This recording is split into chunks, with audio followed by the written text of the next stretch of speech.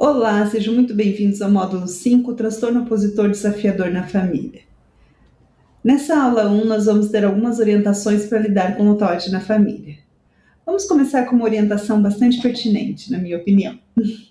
Ensine seu filho novas formas de se comportar sem gritos ou violência. Aqui eu trago um pouquinho mais da análise do comportamento aplicado para ensinar para vocês algo bastante específico e bastante utilizado para quando a gente deseja modificar o comportamento inadequado. No caso da criança com TOD, comportamento inadequado não é um comportamento que a gente julgue a criança, mas é um comportamento que faz mal para ela e faz mal também para todo o seu entorno, prejudica toda a qualidade de vida de seu entorno e a própria qualidade de vida da criança, né? Gera sofrimento, como, por exemplo, todas as agressões verbais, as violências, os gritos e tudo aquilo que vocês já viram até agora com a professora Viviane, nossa psicóloga. Bem, posto isso, a análise do comportamento nos traz o seguinte: não importa qual a forma que o comportamento se apresenta, o que importa é a função. Não importa se é choro, se é birra, se é xingamento, o que importa é a função, quando a gente pensa em modificar algum comportamento, tá? No caso aqui, nós temos um menino que ele chora. Ele poderia estar rindo, ele poderia ter caído, ele poderia estar fazendo outra coisa, mas ele está chorando. Ele está chorando porque ele quer o celular.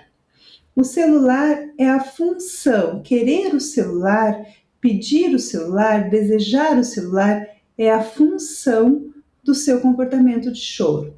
Ele ganha o celular e aí ele está sendo reforçado a esse comportamento. Ou seja, toda vez que ele quiser o celular, toda vez que ele tiver desejo pelo celular, em vez dele pedir ou fazer algum, ou entrar num acordo com os pais e tal, ele vai chorar, porque ele sabe que ele ganha o celular. A função do comportamento é das mais variadas. Nós temos a função do pedido, como aquele da imagem lá na aula da escola sobre a questão da educação, que nós mostramos que a menininha estava numa loja de doces, ela chorou e ela ganhou o doce. Toda vez que ela for na loja de doce, é bem possível que ela chore para ganhar doce, né? Pois o comportamento do choro foi reforçado por esse ambiente, que no caso o ambiente, o pai e a mãe que estava junto lá deu o doce para ela. A função da fuga também é uma função do comportamento. Então tem uma tarefa da escola para fazer, ele não quer fazer, aí digamos que é uma criança com TDAH, vai sair correndo pela casa assim, sem parar. Aí a mãe, cansada, já diz: tá bom, não precisa fazer. Ela já sabe que da próxima vez que tiver uma tarefa, é só ela sair correndo, que a mãe vai dizer: tá, não precisa fazer. Tá? A função da esquiva, que quando chega na porta da escola, começa aquela birra desgramenta, porque a criança não quer entrar na escola. A função é não entrar na escola. O comportamento, a forma do comportamento é a birra. O que a criança consegue? Consegue não entrar na escola. Então, a tendência é que toda vez ela se comporte da mesma forma para não entrar na escola. Quando ela quer a atenção da mãe, por exemplo, né, tá a mãe no celular, ela começa a puxar a mãe e aí a mãe larga o celular. A mãe largou o celular para dar atenção para ela. Então, ela já sabe que se ela puxar a mãe mais vezes, assim, puxar a mãe pela saia, né, pela calça e tal, a mãe vai largar o celular e vai dar atenção para ela. Mas o que nos importa, então, é saber essa função.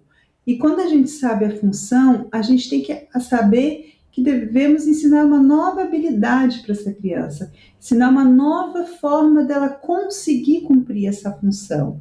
Se ela quer atenção, ok, qual outra forma que ela poderia pedir para essa mãe atenção sem ser puxando essa mãe, sem ser dando pontapé nessa mãe, sem ser chorando. Que outra forma ela podia pedir, né?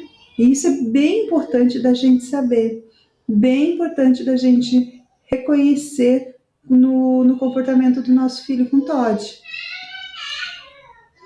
Então vamos lá, gente. Um resumo. Passo a passo para uma mudança de comportamento. O primeiro passo é: conheça a função do comportamento, não importa a forma como ele se apresenta. Vamos entender. Eu não aguento mais, o meu filho faz isso, faz aquilo, faz aquele outro.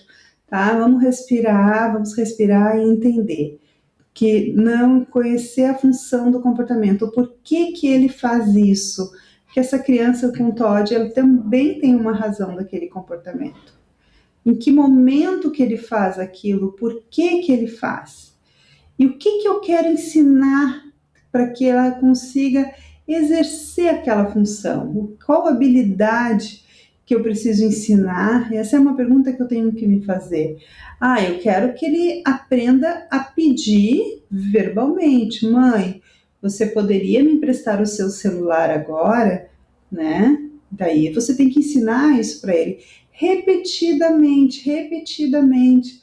Assim, não vai ser da noite para o dia, é muitas e muitas e muitas horas, tá? Essa é uma dica, uma orientação, né, da análise do comportamento aplicada, que eu estou aqui passando para vocês, que funciona, mas não é da noite para o dia, tem que ter muita persistência, ser bastante constante naquela atitude. Então, se ele chora, você não dá o celular, ou o que você quer, o que quer que ele esteja pedindo, que daí você está reforçando o choro. Mas no momento que ele disser: olha, mãe, por favor, me dê seu celular, me empreste seu celular, me dê aquele doce, me dê um pouco de atenção, sei lá o quê, aí você conversa com ele e dá um reforçador. O que seria esse reforçador?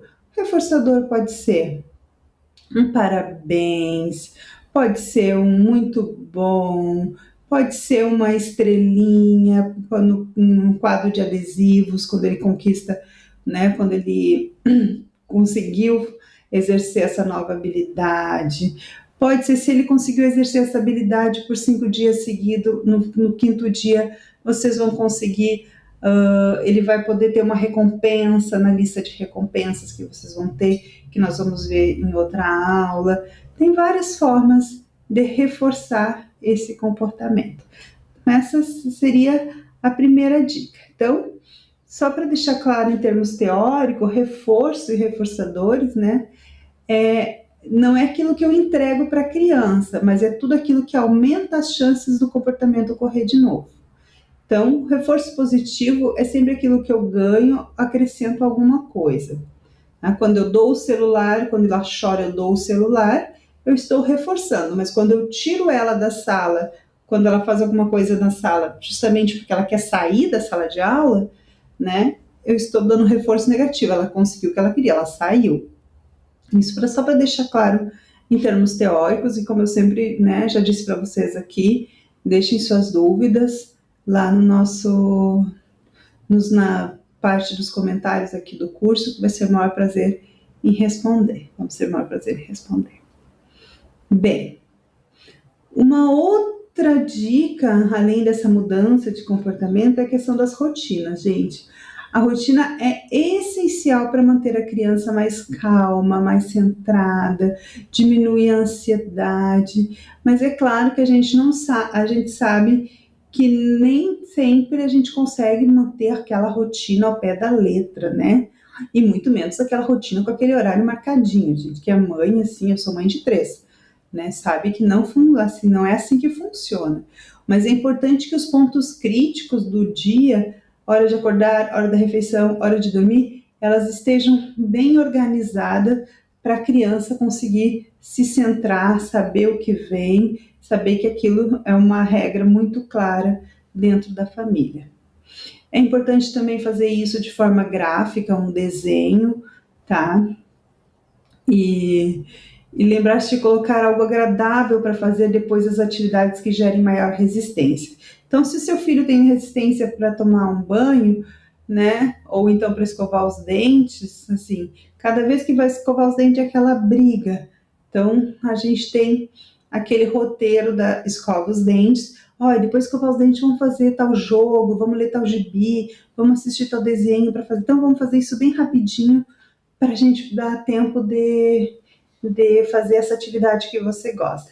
E negociando com a criança é mais fácil do que deixá-la presa. Tem que escovar os dentes, vai escovar os dentes sim, é agora, do que gerar essa briga constante, tá? E essa rotina tem que ser mantido essa rotina dos pontos críticos, independente de férias, finais de semana. Por isso são os pontos críticos. Você não deixa de tomar banho, né, diariamente. Você não deixa de escovar os dentes diariamente. Então, esses pontos críticos têm que estar anotado ali no seu, no seu caderninho e visível para a criança. A forma gráfica pode ser um desenho que você e ela façam do banho, tá? Pode ser uma foto, pode ser de várias formas, pode ser alguma imagem que imprimam da internet, vai ser bem legal, pode ser bem legal e bem divertido. Que é importante que vocês também escolham juntas, construam juntos, que vai ser um momento para criar aquilo que eu gosto de chamar de conexão com o filho, que é essencial para que os comportamentos do Todd dentro da família sejam diminuídos, né? Os comportamentos típicos de uma criança com transtorno opositivo sejam um pouco diminuídos. Escolha suas batalhas, isso é muito importante também. Já falei disso com os professores, mas para os pais acho que eu tenho que enfatizar, né? Nem tudo precisa virar motivo de briga ou estar tudo em ordem. A casa não precisa estar perfeita, não precisa estar tudo na mais perfeita ordem. É preciso relaxar. É importante escolher onde e quando deve dizer o tão importante não para a criança com TOD, para evitar os conflitos tão estressantes que são, né? Então é importante saber exatamente onde dizer o não, para não banalizar o não e não gerar o tempo inteiro briga, discussão e aquilo que é tão desgastante para os pais. Prepare seu filho para um momento inevitável de estresse também, gente. Se vocês vão para uma festa de casamento à noite, coloca o pequeno para dormir mais cedo, alimente o pequeno também antes de ir para a festa, né? Antes de ir para a festa, coloque-o para dormir. Antes de ir para a festa, dê uma alimentação, porque pode demorar para chegar a hora da festa, do casamento, coisas assim, sabe? Para aí vai diminuir o estresse e explique para ele tudo o que vai acontecer também. Deixe-o preparado, porque o cansaço, se ele não estiver bem descansado, o cansaço potencializa os riscos para a crise, tá? Então, sabendo que o cansaço potencializa os riscos, a gente não precisa correr esse risco. Nós podemos antecipar esse risco e já ir nos antecipando mesmo, né? Nos conhecendo nosso filho, já vendo o que pode ser feito para ele. Não, essa eu acho muito boa também. Não crie perguntas que dê a falsa ideia de que há escolha para fazer ou não determinadas atividades. Por exemplo, em vez de dizer, que tal tomar um banho? Né? Aí, né, principalmente se o banho for uma hora crítica para a criança. Simplesmente avise, hora do banho. Simples assim. Simplesmente avise hora do banho. Não dê margem para discussões, não dê margem para negociações. No geral, crianças com TOD são crianças muito inteligentes, estão ali, ó, espertas, né, para ver onde você está deixando uma brechinha aí para começar uma discussão. Apesar da rotina ser essencial, e a gente sabe que nem sempre é possível segui-lo, e nesses dias que realmente não tem como seguir, realmente é tudo muito difícil de seguir, tente ser um guia para o seu filho, tá? Uma espécie de GPS mesmo. Diga para a criança a ordem que ela deve seguir para fazer as atividades. Quando ela levantou, já fez o xixi? Já escovou seus dentes? Vai perguntando, tá? Ó, vamos tomar café. Seja um guia para que a gente para não deixá-lo muito solto, deixando ele fazer as coisas por conta, mesmo que seja uma criança maiorzinha, com seus 12 anos lá, tá? Tente não deixá-lo muito solto. É importante que a gente sempre tenha um direcionamento aí para deixá-lo mais seguro, para deixá-lo mais centrado. Estruture as regras do seu lar em parceria com a criança.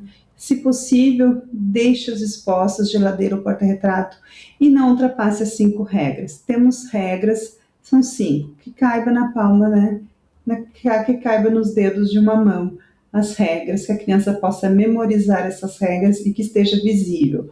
Numa geladeira, num porta-retrato, que a criança tenha negociado junto com vocês, com a sua família nuclear, essas regras, que ela se sinta parte do processo. É bem importante isso.